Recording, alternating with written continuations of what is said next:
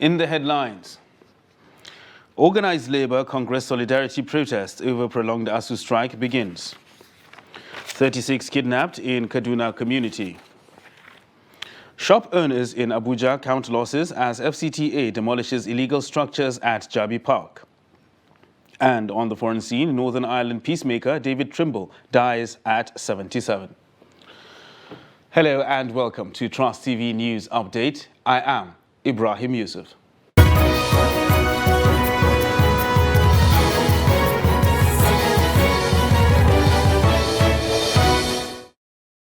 Hello and welcome once again. The Organized Nigeria Labour Congress solidarity protest has begun in Lagos.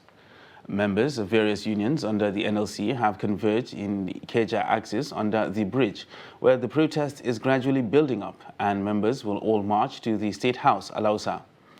Nigeria Labour Congress said it is not backing down on its two-day protest.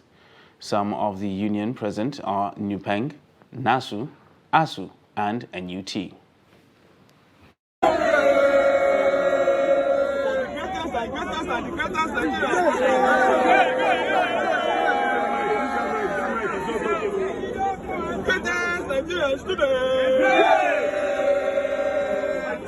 Articulate Nigerian students,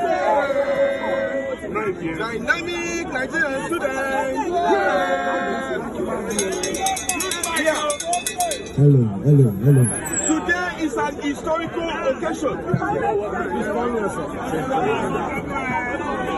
Today is an historical occasion. Yes.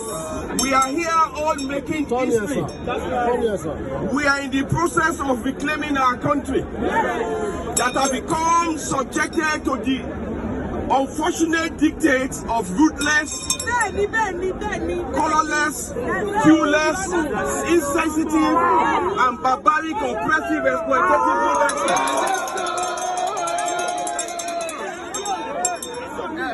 In the last 5 months, the doors of our university have been closed. In the last 5 months, this year, not because workers in the university didn't want to work, but because we have a government that has a pathological hatred for knowledge.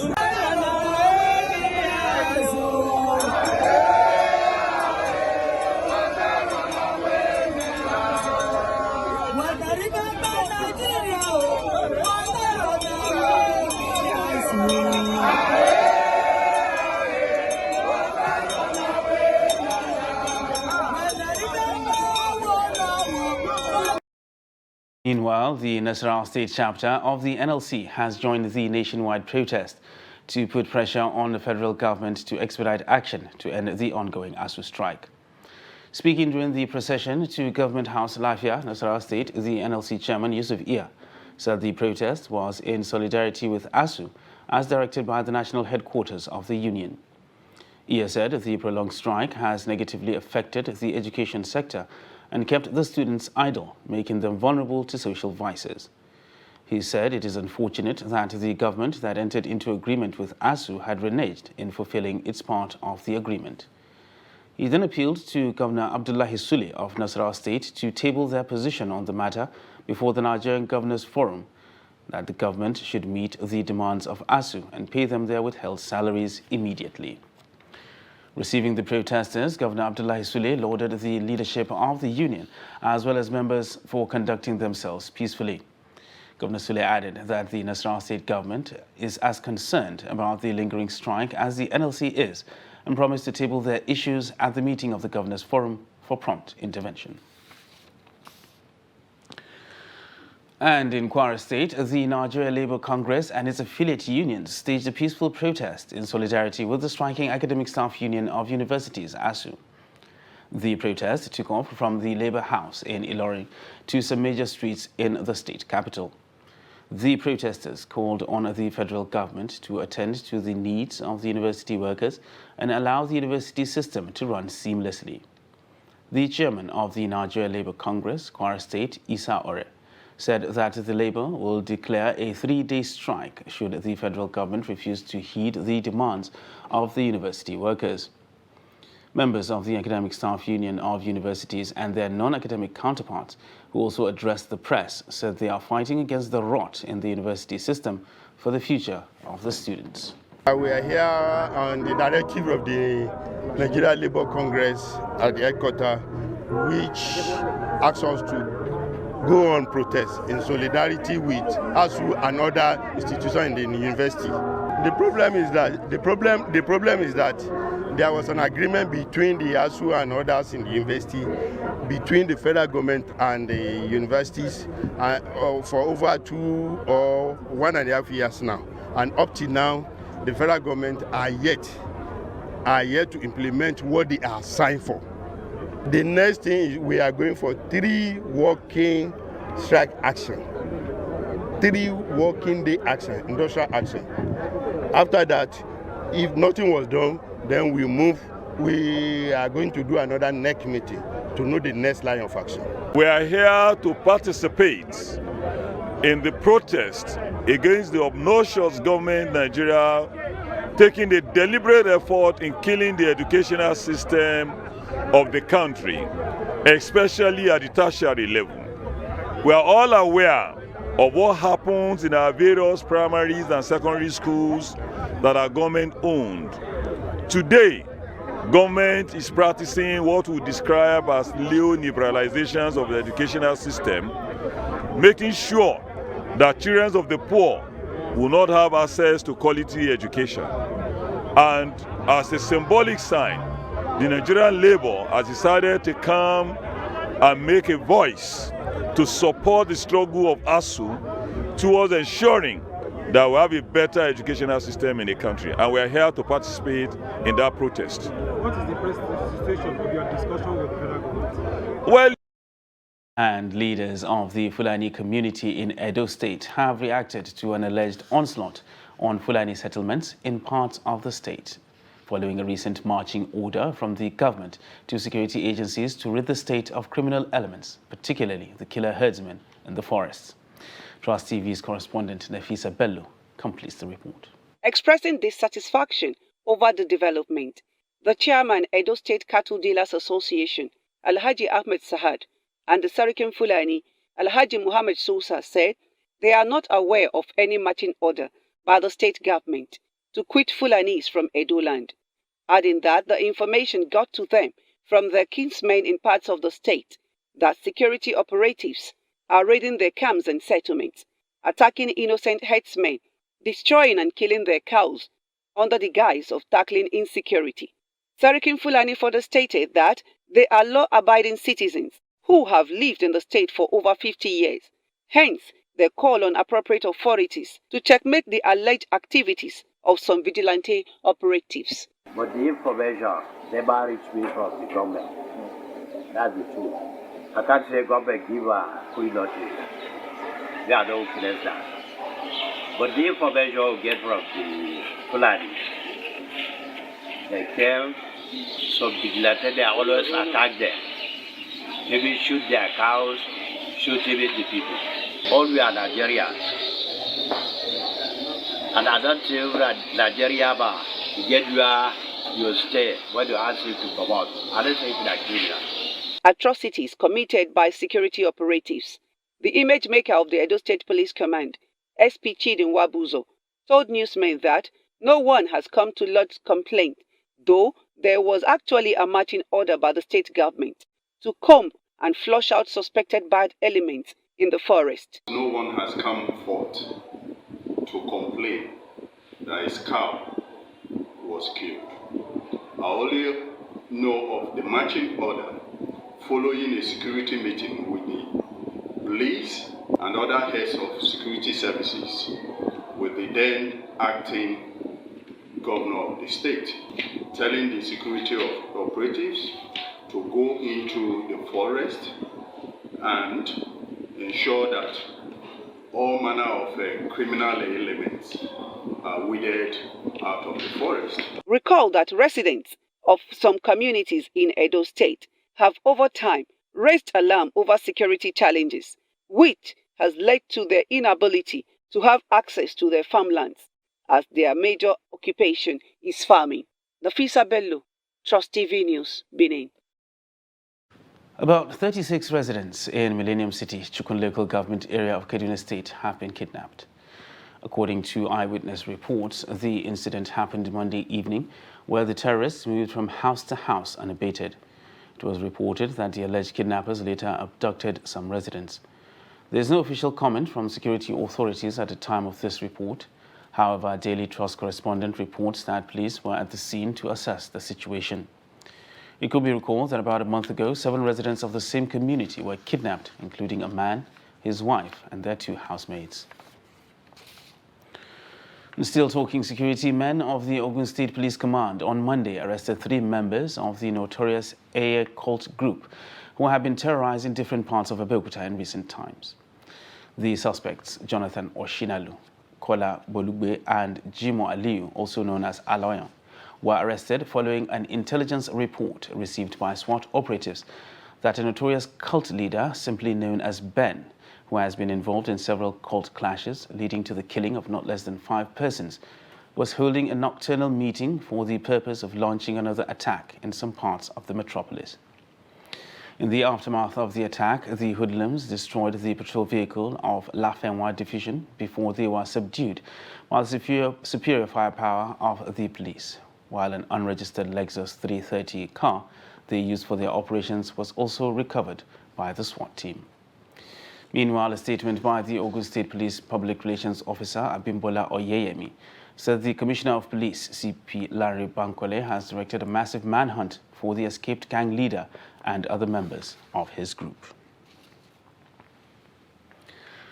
Now, indications have emerged that Kogi State has lost 2 of its illustrious gallant citizens in the Nigerian army during the recent alleged terrorist attack on men of the Presidential Brigade of Guards troops at the Federal Capital Territory, Abuja. The late officers, Lieutenant Ibrahim Suleiman, who is said to be the son of Colonel Suleiman Amadu, retired, was from Alamaboro local government, and Captain Samuel Atta from Ibaji local government area of Niger State. It was reported that personnel from the Brigade of Guards were ambushed on Friday, 22nd July, along Buhari Kobo Road, where the 2 officers were fatally injured, but later died in the hospital on Sunday. It was said that the troops were on routine patrol when they came under attack in the Federal Capital Territory, Abuja. And at least 9 persons have been killed in a bomb explosion in Government Girls Secondary School, Bama, in Borno State. Reports indicated that the people killed were metal scavengers who accidentally picked an IED allegedly planted by the terrorists in the area. And to politics now, where the People's Democratic Party, PDP, in Nasarawa State has said that the party has joined forces with the All Progressives Grand Alliance, APGA, to wrestle power from the ruling All Progressive Congress, APC, in the state in the forthcoming general elections. The state chairman of PDP, Mr. Francis Orogun, disclosed this in an interview with newsmen shortly after a meeting with party-critical stakeholders in Lafia. He said the aim of the stakeholders meeting was on how to strategize to come out victorious in the 2023 general elections. He, however, urged party stakeholders and supporters to work tirelessly to ensure the victory of the party. Today, we decided to meet with not just the elders chairman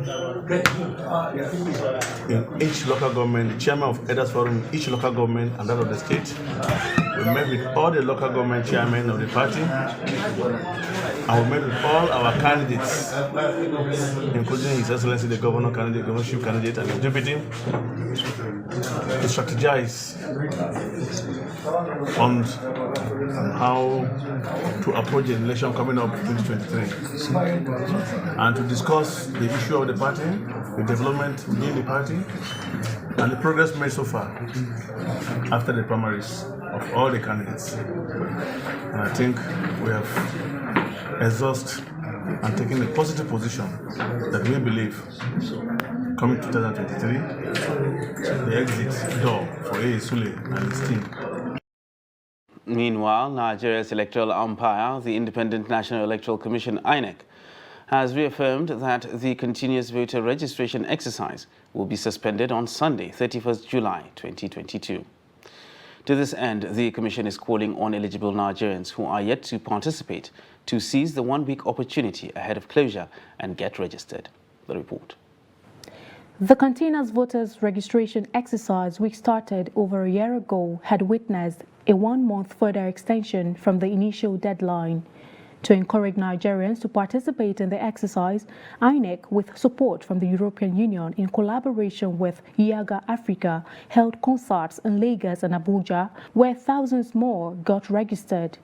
With preparations in top gear for the 2023 general elections, INEC says the CVR exercise has to give way, but added that collection of the PVCs will continue while newly registered cards will be ready for collection by October 2022.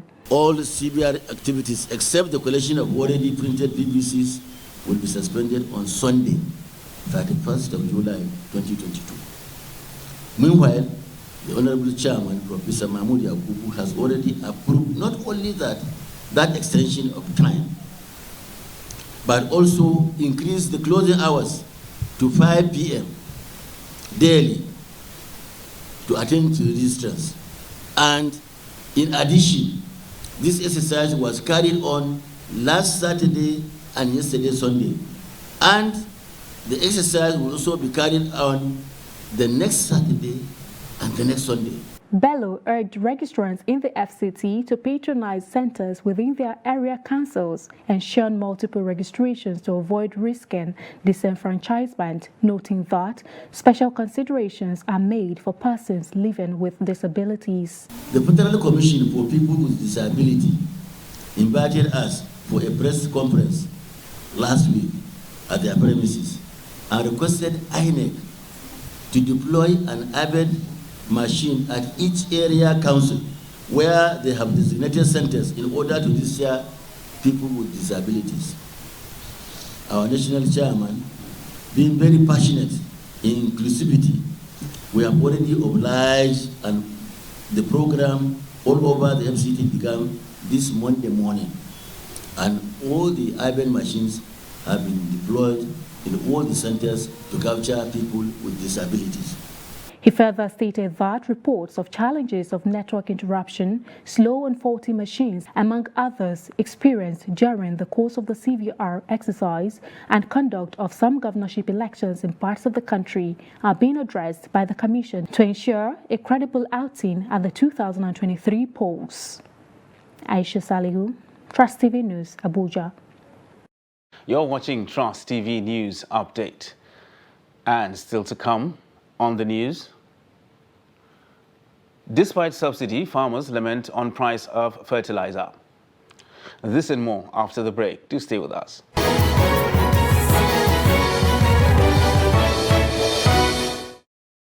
Welcome back, and thanks for staying with us on Trust TV News Update. Now, a recap of our top stories. Organized labor solidarity protest over prolonged ASUU strike begins. President Muhammadu Buhari has asked the Senate to confirm Justice Olukayode Ariwoola as substantive Chief Justice of Nigeria. This is contained in a letter read at Tuesday's plenary by Senate President Ahmed Lawan. Buhari said the confirmation request was in line with constitutional provisions and urged the Red Chamber to consider his request in the usual expeditious manner. Justice Ariwoola has been acting as the CJN following the resignation of his predecessor, Justice Tanko Muhammad, on health grounds. And shop owners in Abuja are counting their losses as Federal Capital Territory Administration bulldozers pull down illegal structures housing their shops at Jabi Motor Park. The exercise is part of ongoing demolition exercise in the capital city. The report. It is indeed a black Monday for shop owners who come for normal business only to see bulldozers pulling down their shops. On Thursday, they came and started scattering everywhere. On Saturday, they came for marking final demolition. So we wake up this morning, coming to shop, we saw this. We just come here this morning, just come and start to demolish. Even the people they give us the land, never give them anything. Don't come here and say they'll give them some things. They never give them things. So we just need to demolish this morning. while it is a sad day for shop owners, metal scrap scavengers are more than happy to collect the leftovers. This man says he gets his lunch ticket from the debris. This is aluminium. It is used to fabricate pot, kettle, and many things. Senior Special Assistant to the FCT Minister on Monitoring, Inspection and Enforcement, Ikaro Atta, says the exercise will continue. The other ones they will be removed tomorrow. The ones that will be removed tomorrow. The main cardinal place we have to go now for theatre of operation is Kuje Area Council. The entire Kuje Road corridor will be cleared. After we have cleared the whole Kuje Road corridor, we will be clearing the railway corridor. People build houses on. We will clear those ones. Then we'll go back to Papin. Every area. Some traders struggle to retrieve some valuables, though many others are not so lucky. About 10-story buildings are down beyond recognition. Ahmad Datti, Trust TV News, Abuja. And farmers in Bauchi said that despite subsidy on fertilizer, local farmers find it difficult to buy the commodity. The state governor had launched the 2022 sales of fertilizer, pegging the price between 15,000 and 20,500 naira only per bag. The farmers made the observation during the official flagging off of the sale of fertilizer for the farming season held at Nabardu, Toro local government area of the state. Trust TV's Adam Imam completes the story. Bauchi State has fixed the price of 50 kg of NPK and urea fertilizer at 15,000 naira and 20,500 naira, but only to practicing farmers in the state. Governor Bala Muhammad, while speaking at the official launching of 2022 farming season and fertilizer distribution, says the Russia-Ukraine war has caused astronomical rise in price of raw materials for the commodity. While the farmers appeal for justice in the distribution, they noted that there are no much change with the one sold in the market.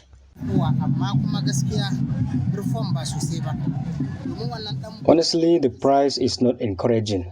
Why? Because the Bauchi NPK fertilizer we usually buy at the cost of 15,000 naira, while urea 21,000 naira.